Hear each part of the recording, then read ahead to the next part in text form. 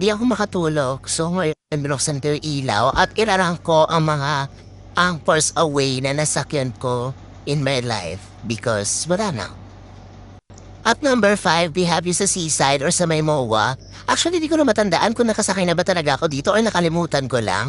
Pero since madami ng K-pop idols ang sumakay, especially nga ito 17, credit sa owner ng pick, ay inad ko na din para 5. Number 4, yung hours away sa EK. Ito yung pinaka-reason ko nasakyan ulit.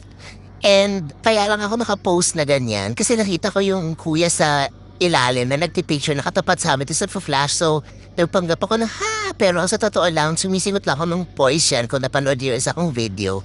And ayun, hindi siya masyadong nakaka-thrill. Di masyadong mabilis, di rin masyadong mataas yung naaabot. Kahit alam ko medyo nasa gitna kami. Pero yung iba kasi pag gumanon, di ba mataas pa din. So yun, nothing special naman. Okay lang. Number 3, kinuha ko lang sa internet yung picture kasi wala akong mahanap na nakasakay ako mismo. Pero ito yung Vikings Star City. And kaya siya mas mataas kasi out of all the 5 anchors away, siya lang yung nasa loob or indoor. So merong factor din ang takot kung tatama ka ba dun sa pader or dun sa dingding. Alam mo namang hindi, pero pag nakasakay ka na parang, shit, tatama ba tayo? Ganon. And may core memory din ako dito na pagkatapos sa pagtapos ng ride, pagka-exit may basurahan dun sa gilid, dumiretso yung pisan ko para sumuka. So, core memory para sa akin yun. Ito medyo recent lang din. Number 2 is Sky Ranch, Pampanga. Kasama ko yung mga pinsan ko.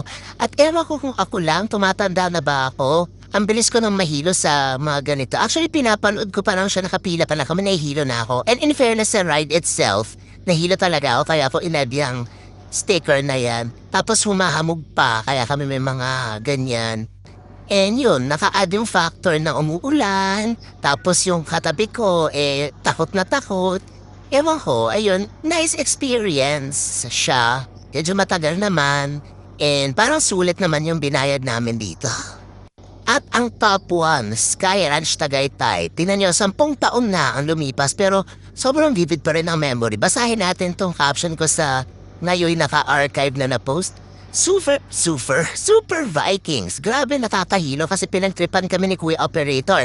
Sa amin yung pinakamatagal at pinakamataas, #YOLO. Natatandaan ko pa rin ito ako, chance ito yung pisan ko.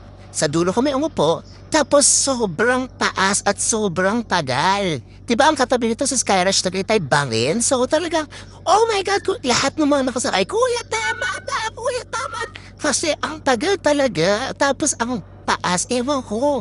Sobrang traumatized, di na ako umulit dito kasi grabe talaga. Feeling ko, maiitsa na ako sa bangin, yun lang.